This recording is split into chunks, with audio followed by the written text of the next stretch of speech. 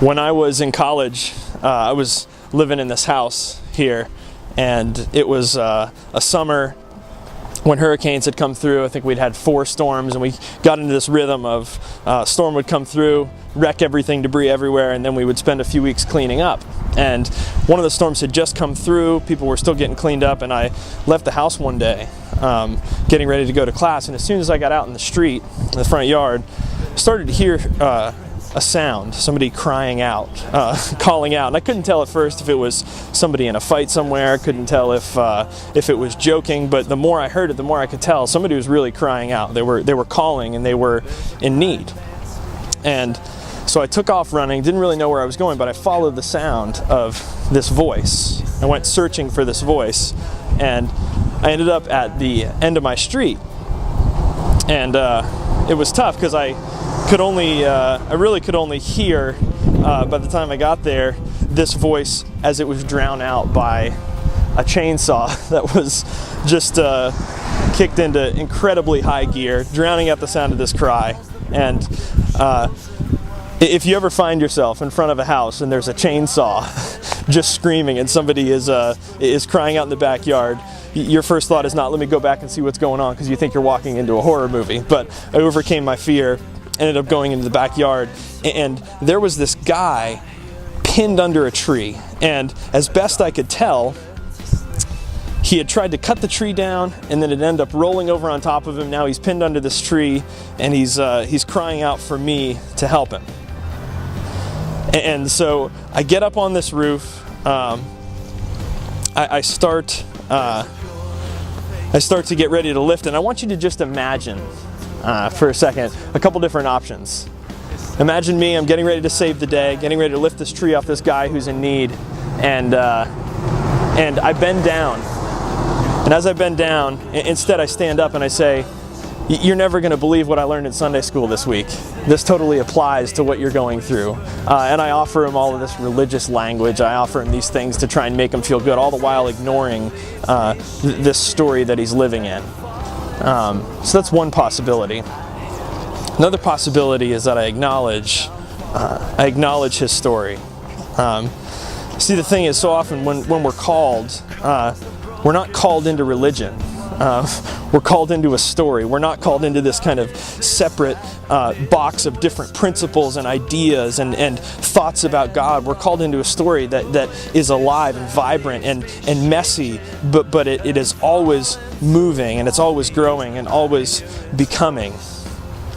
And one of the things that we have to realize, and we'll talk about it this year at Radius, is that often we're called right in the middle of our radius of influence, and we're actually called many times by voices in need.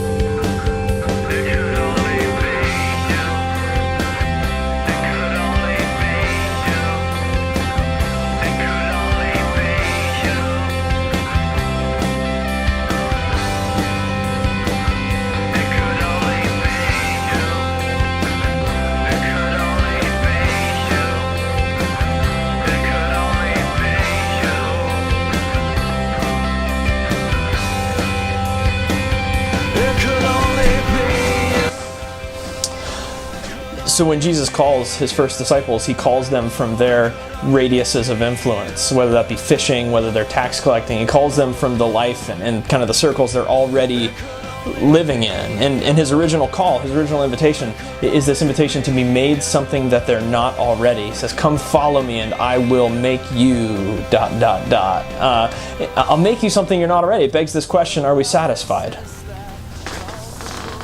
Are we satisfied with our lives? Are you satisfied with the way that your story is playing out? Do you feel like the way things are now, you're complete? Most people I know would say no, that they feel like they're still living towards something or working towards something, that they're on some sort of path or some sort of journey, that there's still a lot to learn, that they're discovering themselves, they're discovering God.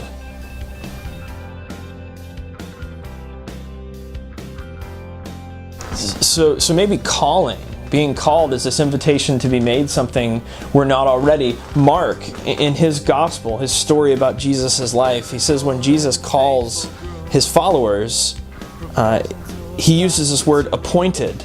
which can also be translated made, that Jesus made them. And it's interesting because this would have been translated the same as the phrase in the book of Genesis, where it says God made the heavens and the earth. Jesus calling is this creative act. He's calling these disciples into being.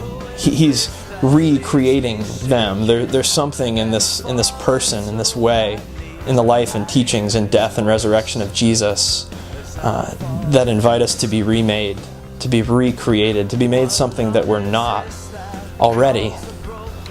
And so the world is full of these voices that tell us there's any number of things that will make us the new us, the remade us. And Jesus challenges that, and he says, I will make you something that you're not already. That in this Jesus and in this way, there's transformation, there's new life. And so, yes, the calling is the beginning. It's so incredibly important, and it begins with us hearing and opening ourselves to hear, so that we can respond. And when we're called, we begin this process of preparing ourselves, of being equipped, of getting ready to do whatever is necessary in our lives and in our world to respond to that call. We're transformed, we're prepared, we're made something we're not already, but we're made something new for a purpose. We're not called just to be called, we're called to be sent.